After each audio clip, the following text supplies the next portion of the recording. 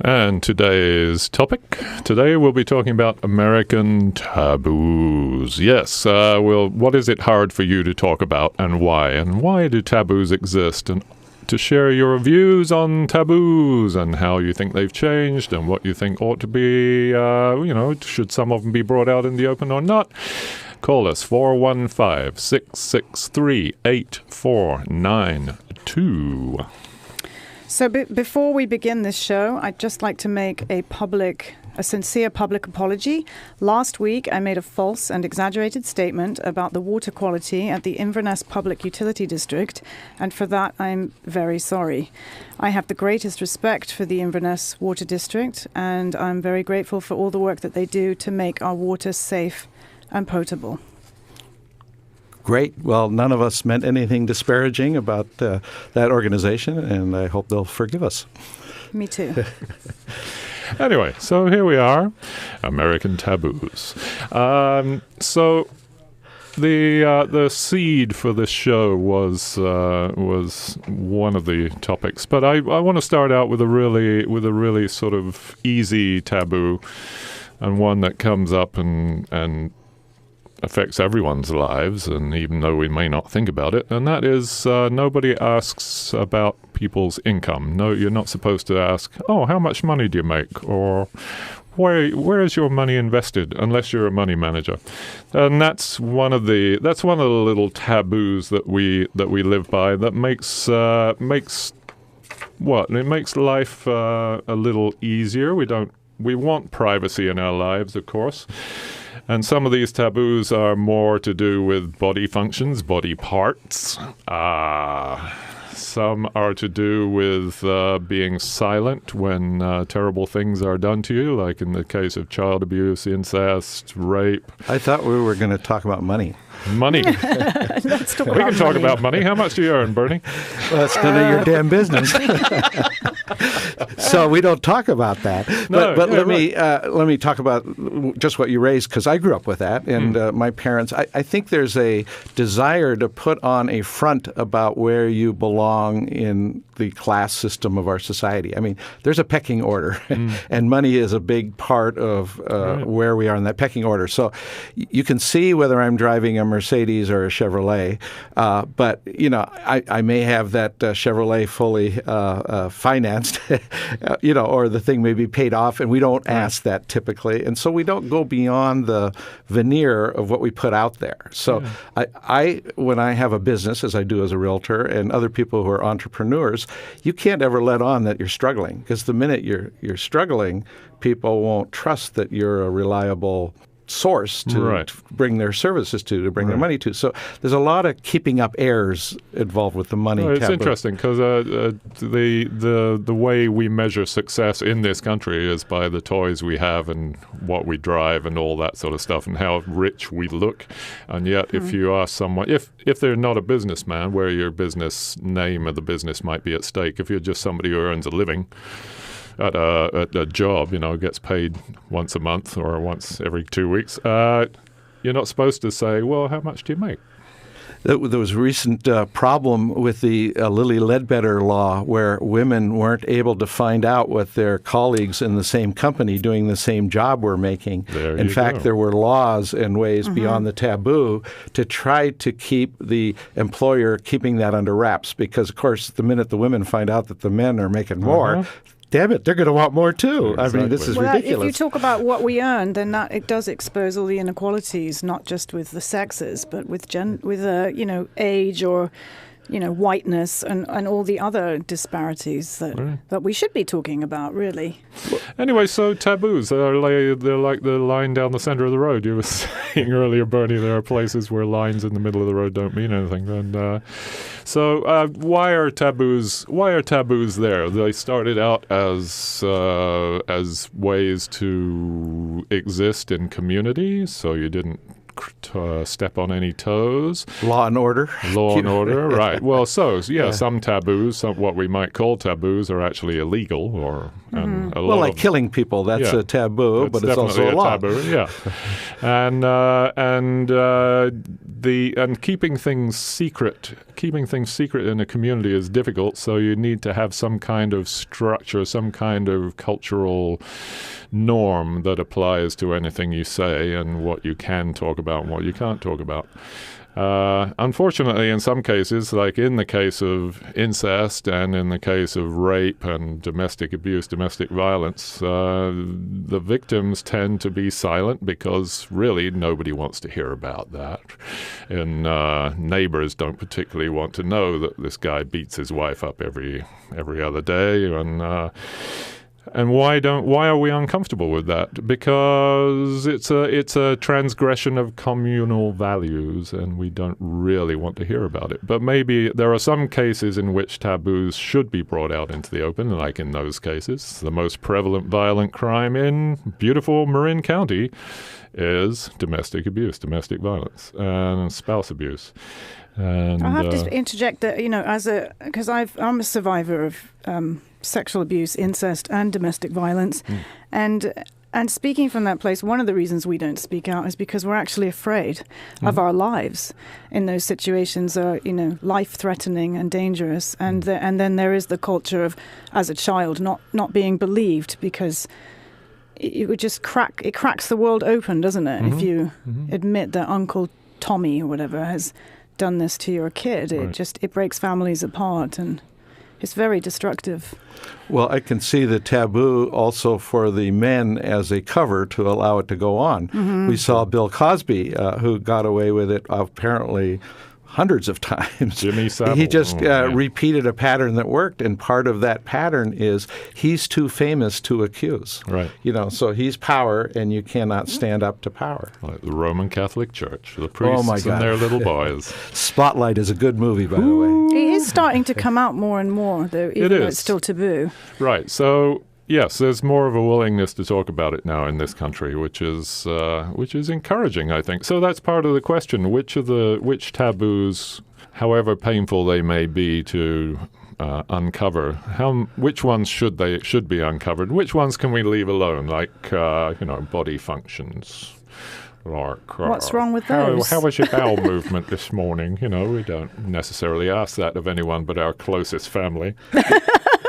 Have belching and flatulence moved over that line now, or not? Well, or are they still taboo? I would say I don't do those things. That's pretty taboo. I mean, yes, people... even rumbling of stomach. I remember my father used to tell the story. He'd be in the London Underground going to work, and his stomach used to rumble a lot. It was just one of his he had a gurgly stomach, and it would gurgle really loudly, and he'd look indignantly at the person next to him.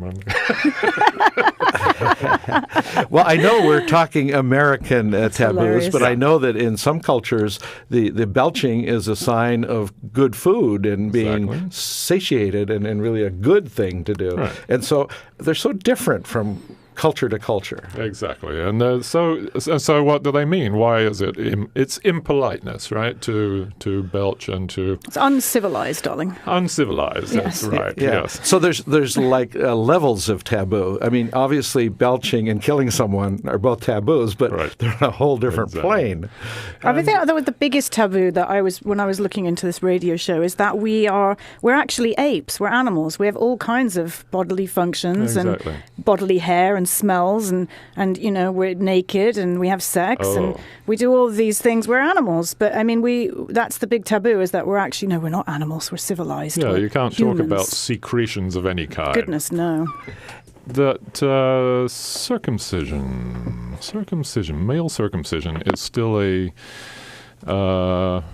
the majority. I think it's about 57% now. It's going down every year, but about 57% of male boys born in the U.S. are routinely circumcised for non-medical purposes. Some of it is religious, of course. Some of it has to do with culture, but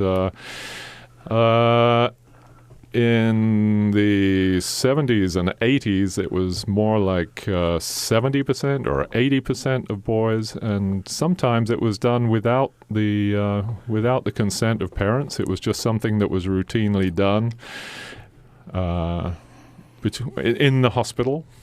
the baby was born, boy was born. He was whisked away somewhere, away from the mother, and this surgical procedure that had no medical basis was done on the kid. Hi, Marilyn.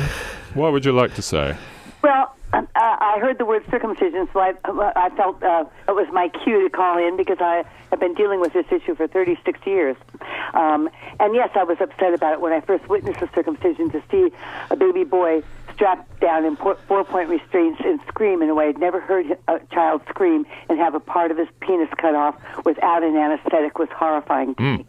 But what was really interesting was about 10 or 15 years into my work, someone said to my mother, aren't you proud of what Marilyn's doing? And my mother said, oh, I'm proud of her, but she's talking about down there. And when I was growing up, nobody had it down there, so I can't tell anybody about what she's doing. So when we talk about taboos, this certainly has been a taboo subject. You know, when we think about the word penis wasn't allowed on the air until Lorena Bobbitt cut off her husband's, and then we could talk about it. But meanwhile, we're cutting off a normal part, a body part of a non-consenting minor's body, without, and nobody's talking about it. So it's time that people begin to talk about it. And as you say, the circumcision rate has dropped just a little above 50% now. When I began my work, it was 85 to 95%. Wow. The most important thing in this dialogue is to recognize the fact that this is harmful, whether it's a little boy in America or in Africa, a little girl in Africa, or an intersex child. And by the way, intersex children, we have all male at one end of the spectrum, all female at the other, and to assume that we're not going to have variations on the theme in between those 2 points is ridiculous. And the intersex population is as common within a society as redheads. And these children spend their lives, their early lives, their childhoods, with unnecessary surgeries, and in secrecy and in shame. What we're trying to do is protect the right of all children to their own bodies. Clearly, we've gone from a tribal society where we think everybody belongs to the tribe and you can do whatever you want for the child, to the idea that parents have rights, they can do individually what they want. Now, but nobody is yet, and we're just beginning to become conscious of the fact that the body belongs to the child. And no one has the right to cut off a normal part of a baby's body. Let that child grow up and decide what parts they want or don't want. And in terms of intersex children, our job is not to change their bodies, but to change our minds and accept these children for who they are. If they're as common as redheads in society, this is not an anomaly. It's a variation on a theme. Marilyn, you're so right, and I'm so glad you have this passion. I wanted to ask you, probably when this taboo started thousands of years before in a culture, in a religion, there probably was a good reason for it. It's just that we've now learned so much more that some of these old taboos are actually now harmful and we need to shed them. It sounds to me like you work on behalf of trying to shed some bad taboos. Well, I certainly hope so. And there's a beautiful poem written by Suzanne Arms. It's very short, but here's what she says. She says, if we are to create a nonviolent world where respect and kindness replace fear and hatred, I'm hearing myself in the background, now get closer to if we hope to create a nonviolent world where respect and kindness replace fear and hatred, we must begin with how we treat each other at the beginning of life. For that is where our deepest patterns are set. From these roots grow fear and alienation, or love and trust. Wow. Right, because one of the first... do violent things to children at our whim and expect them not to, as Carl Menninger said, what we do to children, they will do to society. And Gandhi said, if we're ever to have peace, real peace, we must begin with the children. So, and one of the first things that a male child experiences, or half of them now in this country, is that they are cause great pain, and there's betrayal, because they, the first thing that happens when they come out, they want love and hugs, and what do they get? They get strapped down. Exactly. And I thought about this, Paul, in terms of when I look at Africa, and you see the initiation rites there, the puberty rites, and that's where boys are circumcised. And these boys are taken out into the bush where they're starved, where they're become dehydrated, they're abused, And the final thing is to be circumcised. And these are all supposed to be initiation rites to make you a man. And it occurs to me that in a patriarchal society, the first victim has to be the male. Because these are the young men who are going to grow up and be virile, and they're the ones who are going to challenge those in power. So if you abuse them before they get the idea that they don't have to be subjected to this stuff, if you get them then, they are wounded, and they're the ones who then grow up to pass the wounding along when they become elders. Right. So again, the first victims in a patriarchal society are males, not females, but males themselves. And when women can begin to protect their children, love and respect and protect them from harm, I think we'll have a different world. So let's call it medical. What is the medical reasoning in the States for doing this so routinely? They use one thing after another. You can charge money for it. The first excuse, well, that's a big one, isn't it? The first excuse was to prevent masturbation, and from there on, well, I know that didn't work. Excuse after another. What happened was they thought masturbation caused disease, so it wasn't a huge leap between from the maligned foreskin causing disease to it being dirty. So the next excuse was cleanliness. And from there, we went to, in the 1930s, it's going to prevent penile cancer. Well, we have the same penile cancer rate as they do in Scandinavian countries, and there and the American Cancer Society said circumcision doesn't prevent penile cancer.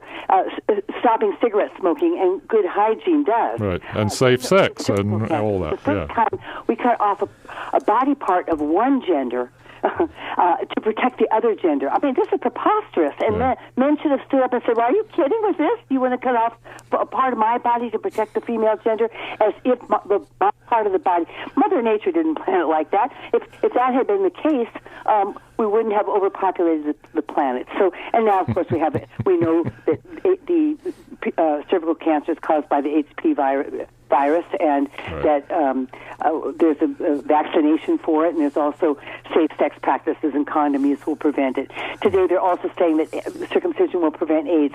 Again, the foreskin doesn't cause these sexually transmitted diseases or AIDS. It's where the foreskin has been. Yeah, there was some faulty research was done on that, I guess, and the Gates Foundation was behind it. It was done by pro-circumcision advocates who were pro-circumcision before they started the research, and of course they got what they wanted in terms of the outcome of those methodologically flawed and biased studies. And we know we have one of the highest AIDS rates and one of the highest circumcision rates in the developed world. So exactly.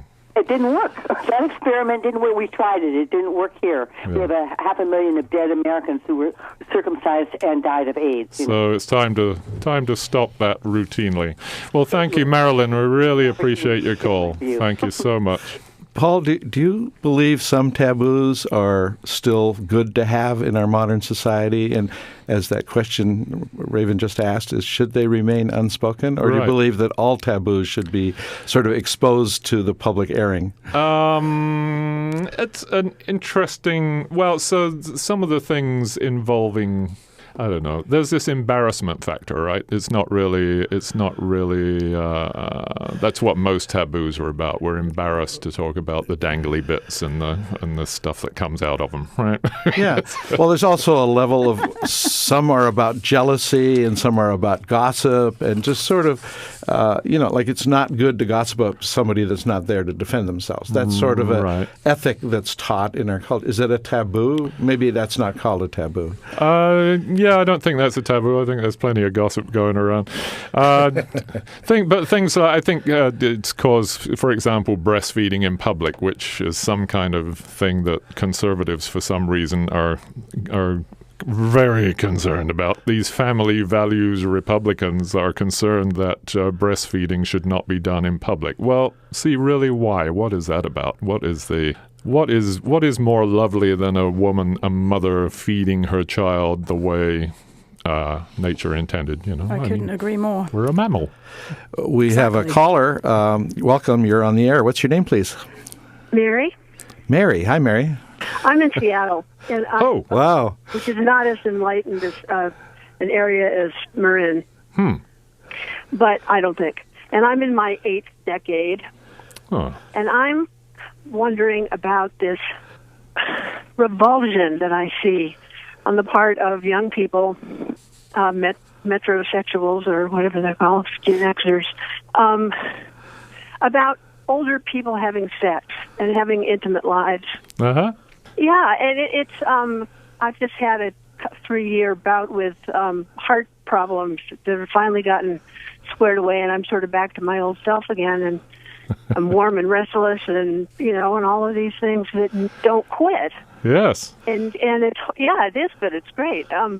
But the idea is, I don't watch very much TV because we don't have cable. I just watch a lot of movies and stuff.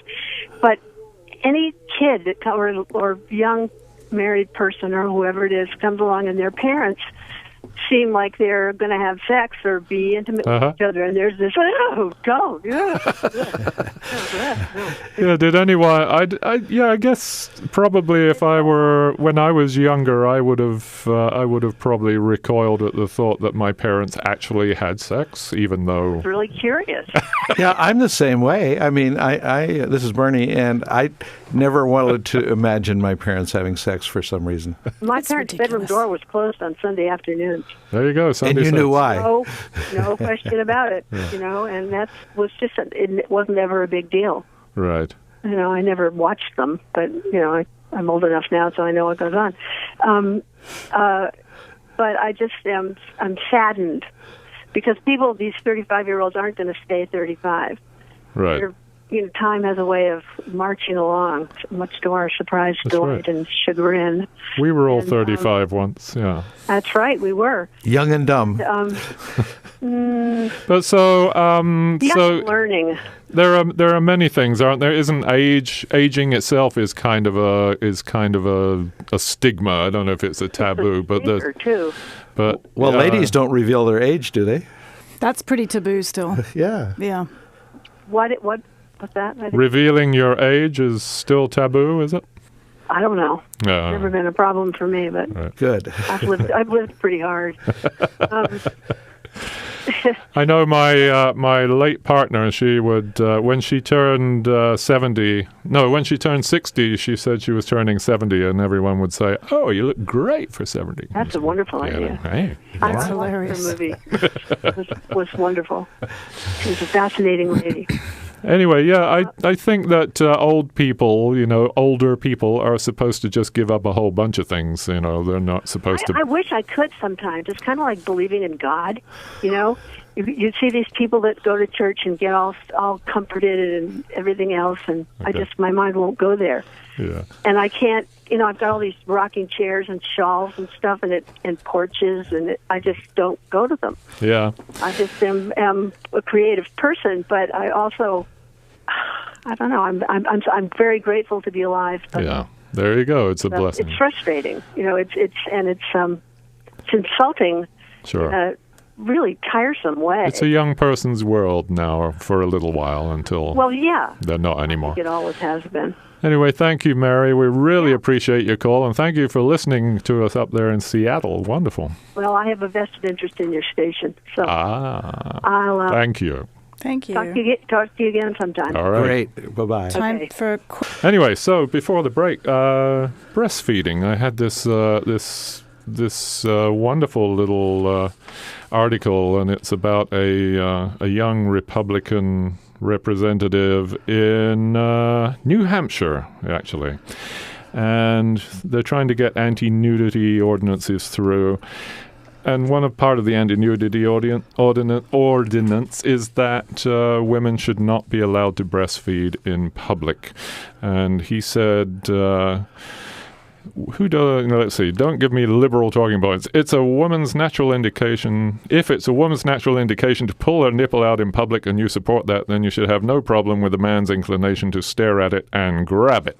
So this is from a family values, liberty-minded, conservative representative. Oh, it just makes me so angry. It's so... That's outrageous.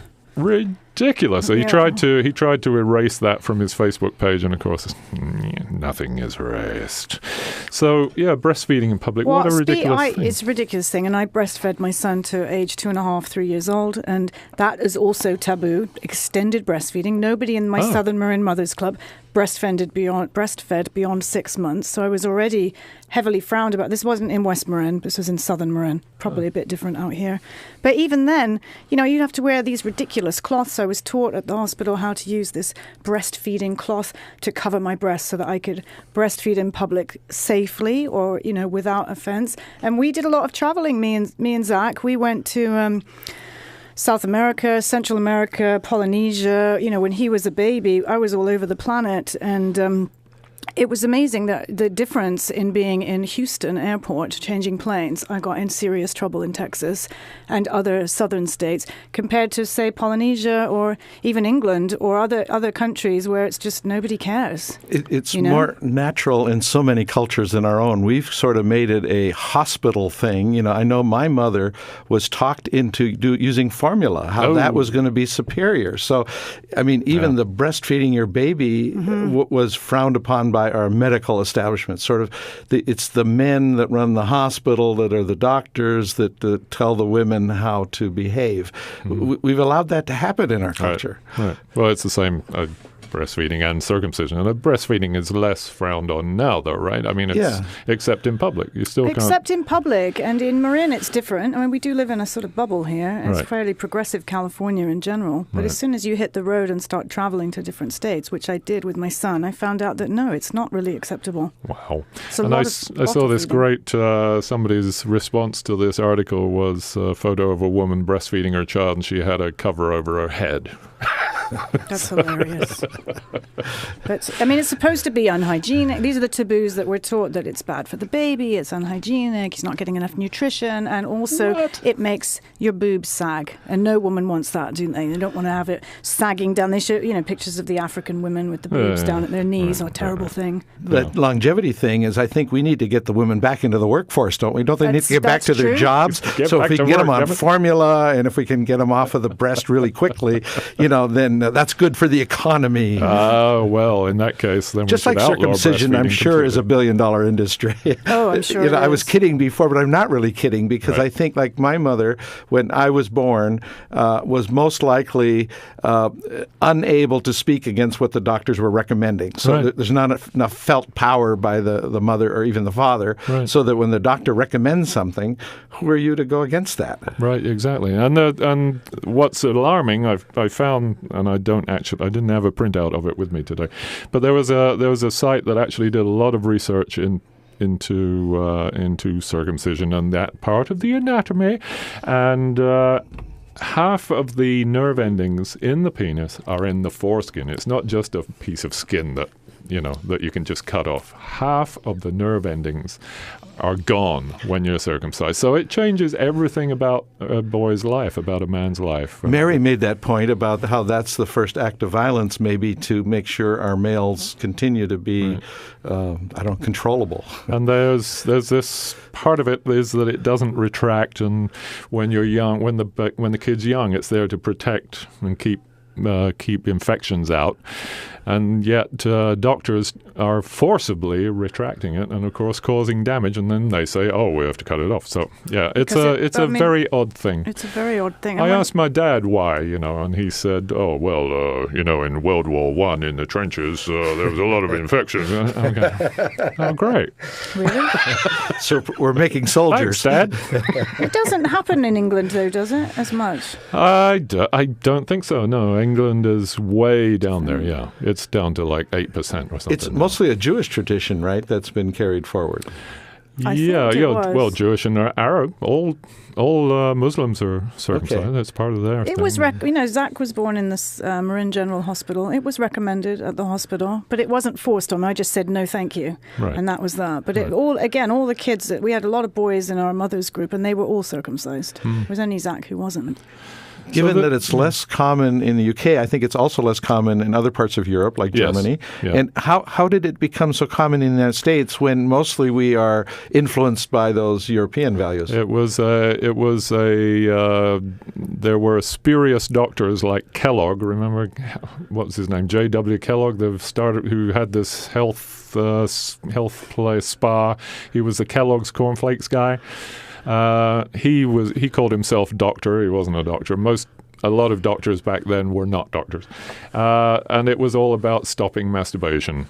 If you could cut the foreskin off, the boy would not masturbate. And they saw that as a cure for all ills. I mean, there's literature. You look it up on the web, and it goes on and on to the present day that it cured palsy, it cured rickets, it cured cancer, it cured, all this sort of stuff. I was told it would make me blind, but fortunately I'm only wearing glasses now. Masturbation, nobody talks about that, do they? That's a huge taboo. I'm not blind, I just a little glasses. Right. Nobody talks about masturbation. That's true. Even though I'm guessing everyone on the planet has done it at some point or other. Yeah.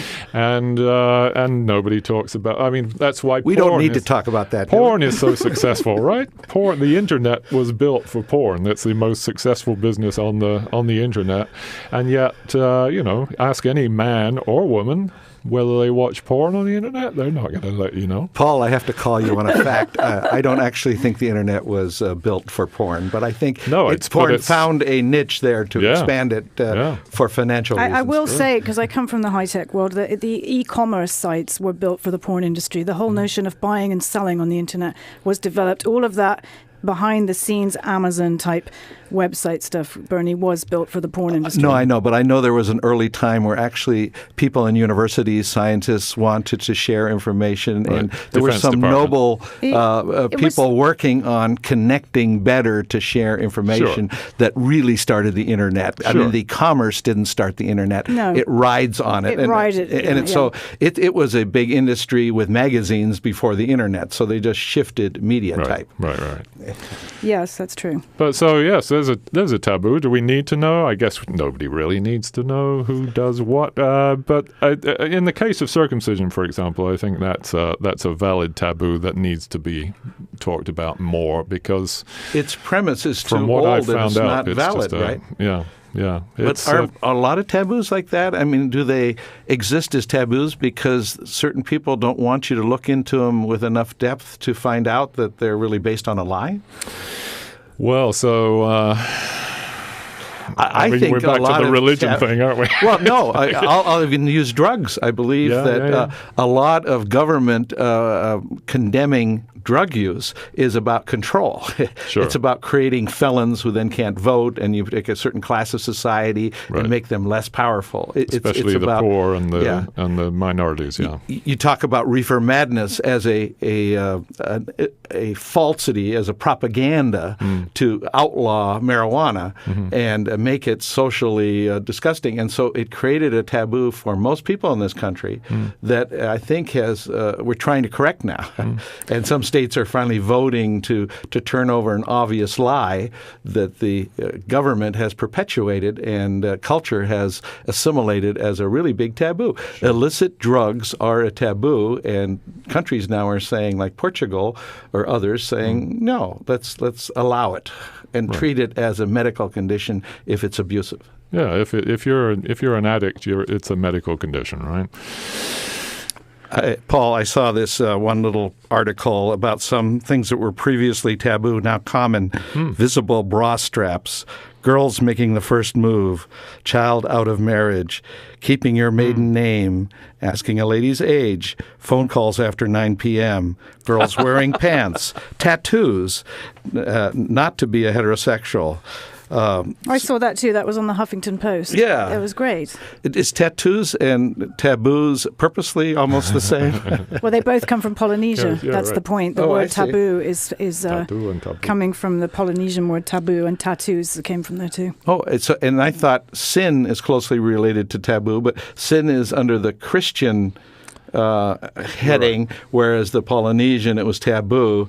And if we take it to a secular, it's ethics and morality, right? Right. Well, that's probably true, yeah.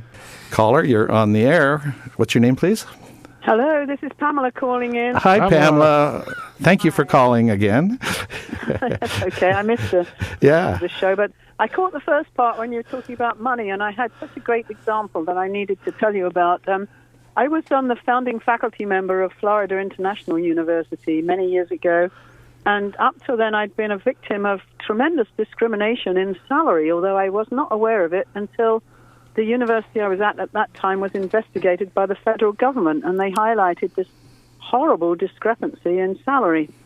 Anyway, so when we got to Florida International, a whole bunch of idealists who started up that, which is now a huge university, we decided to publish everybody's salary. And we had this little booklet that had everybody's salary in it, from the president to the lowliest of the janitors. Mm-hmm. And we had across the top of the page whether they were black, white, Mexican, Spanish, whatever nationality they were, male, female, age. We had everything we could think of. So you could go through that booklet and you could spot immediately any kind of discrepancies. Mm-hmm. Fantastic. And, it was very popular in some places and extremely unpopular in others. I bet. When Florida International joined the Florida state system 3 years later, I'm sure that was one of the first things that was that went. Anyway, just thought it was an interesting example of that. Well, that transparency would be helpful in so many ways to let people at the company and people outside to decide if they want to patronize that firm or not. So exactly. I think it's a wonderful idea we in this country, through the Securities Exchange Commission on publicly traded companies, and maybe all corporations have to make public what the CEOs get and stuff, but that still is almost kept under wraps because it's so disproportionate to what you called the lowly janitors. I wouldn't call them lowly, but all of the employees of the district really deserve a respect, and one way to give it is treat them the same way as the CEO. Of course they do, but that was one of the few ways that you could see whether the women were paid the same amount. Yeah, wonderful. That was well done. Yeah, I'm guessing it's not there anymore. And I'm sure it's not there anymore. But an example of a taboo that needed to be brought out into the open, and it still does, I'm sure. Yeah. It's very difficult to break some of those taboos, as you know. So. Well, thank you for exposing that one and sharing it with us. Okay, I'm back to driving. Thanks, Pamela. Thanks. Bye-bye. Bye. Great show, as always. Bye-bye. Thank you. Bye-bye. Yeah, so things like, breastfeeding, circumcision, child abuse, sex education. Sex education, sex in general, but sex education. Certain members of our very own government are still trying to cut down on sex education, even though, they're editing the textbooks all the time. I mean, what is that about when a state says we're going to pass a law by the legislature about what words are appropriate for our children in school and what words are not, instead of just allowing whatever the teacher chooses to be what the children read? If you tell children about something, they will go out and do it. That's the idea, right? If you teach them about sex, they want to go out and do it. Right if you tell them not to do it, that's how to get them to do it. Right.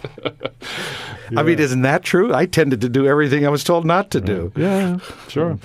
So, and how have taboos changed? So, Raven came up with this wonderful example in Victorian times, which is when the circumcision thing started in the U.S., to answer your question earlier, of hiding the table legs. They'd have, what was it called? Table skirts. Table skirts. To hide the legs on the table. In the Victorian era. Because that was so shocking. You couldn't see legs. Well, men could be driven into a sexual frenzy if they saw the legs of your table. Never mind your legs underneath the table. What about chairs? You're literally talking about the legs of the table? We're literally talking about that. What? In Victorian era, I'm trying to understand it. That in the Victorian era, that was not okay, because they looked too much like a woman's legs. That's in a certain class, I'm guessing. Okay. I'm guessing this was upper crust. Are we? I don't know. I can't imagine the lads down on the street covering up their table. Do some tables have stiletto-like looks? Or? Well, sure, yeah. So, yes, a shapely ankle was enough to throw a man into a sexual frenzy. Right? Yes, women weren't allowed to show their legs at all, were they? No. Or wear pants or anything. No. Tight-fitting. Now it's all out, knickers and everything. Boy, has that changed. It actually embarrasses me sometimes watching young girls and how provocatively and sexually they dress. And I'm embarrassed because from my standard when I was younger, that would have never been tolerated. The community would have shut that down. And it's changed. But I guess this idea with a skirt length keeps getting shorter and shorter and shorter, and then now it's okay, you just wear the spandex. Just wear tights. But who are we, the men, to really decide what the women should be wearing? So it's men who've put most of these sexual taboos into place because apparently men cannot be controlled. If they have any kind of sexual feeling, then they will be sent into a frenzy. Example, the exposure of nipples, right? Well, that's why we need to put nooses around their necks, because that's what ties are. These nooses that you can come up to a man and take control of what he's doing. Good grief, guys. Well, there's a taboo, going to work without a tie on. No, not anymore, but yeah. Or going to a funeral not wearing black. Ooh. Really? Actually, I don't know. Or not wearing white at your wedding. Funerals. My mother taught me all of these rules, and I find out now they don't apply anymore. So it's changed. So taboos are shifting as culture shifts a little bit, but there are still these damaging taboos. Who picks their nose and eats it? Oh, little children do. There you go. And me. Everyone has picked their nose, and yet. But you only eat it when nobody's looking. Ew. That's a taboo. The basis of all this is what? Is to keep everyone... Keep privacy. I mean, it's to keep people in line. There are certain we call them crimes now, that used to be taboos, I'm sure, or commandments, if you want to call them that. Adultery is still very much a taboo, apparently. Is it? Well, according to a Gallup poll that I read online in 2012, it's stayed about the same over the last 10 to 20 years. Only 8% consider adultery morally acceptable, whereas things like suicide and polygamy and cloning humans, which used to be very taboo, is now on the rise. Presumably, not really sure why that one. As long as you don't clone a human to have sex with. But those are moral values. That's horrible. God, that's adultery. Or that is a taboo. I want to clone a mistress. I don't know. I mean, adultery. I mean, there is this thing in California and perhaps spreading to other places of polyamory and multiple partners and free love. And maybe that's been around for a while, and it certainly is in other cultures normal. But in American culture, adultery is frowned upon. Right. And in the legal sense, like who can get married, we've just taken a big step forward. But we're still with this taboo of not more than one at a time. We're monogamous. Serial monogamists. Serially monogamous, yes. I am, I admit. And 50% of, I understand, of marriages end up in divorce. Right, and how many of those marriages starting out with saying, I will stay with you forever in sickness and health and till death do us part, and swear to God and all that, and but we're apart now. So there's another taboo, right? That's gone. Well, being divorced is often seen as a negative, and you don't talk about that. That used to be very taboo. Yeah, it still is, I think. Yeah, but in Marin, it's hip. Is it? I guess. Oh, yeah? I don't know. I'm married once. But if we could just get over all these sexual nudity taboos.